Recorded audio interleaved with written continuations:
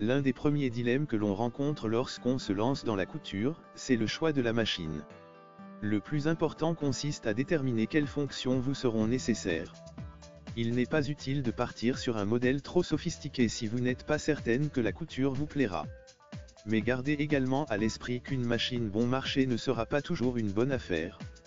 L'idéal, c'est à la fois une machine simple d'utilisation et proposant suffisamment de possibilités pour vous permettre de progresser. Une des premières questions que vous vous poserez, mécanique ou électronique? Au début, ce sera surtout une question de budget.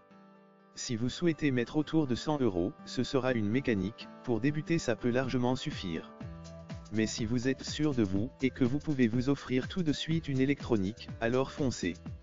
Les machines électroniques permettent une couture souvent plus intuitive puisque la machine s'occupe des réglages à votre place. Beaucoup de réglages sont prédéfinis.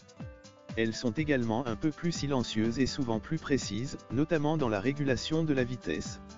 La graduation des intervalles dans le réglage de la largeur et la longueur de pointe est plus fine. Certaines fonctions automatiques de point d'arrêt, des stops à aiguilles plantées ou levées sont proposées. En France, les ventes de machines à coudre ne se sont jamais aussi bien portées, plus 10% d'augmentation cette année. Mais que l'on soit débutante ou confirmé en couture, c'est toujours la même question qui revient, quelle machine faut-il choisir? Car entre les multitudes de références et de prix, choisir sa machine à coudre peut rapidement devenir un casse-tête. Faut-il alors privilégier les machines manuelles ou automatiques? Comment ne pas se tromper lorsqu'on investit dans une machine à coudre?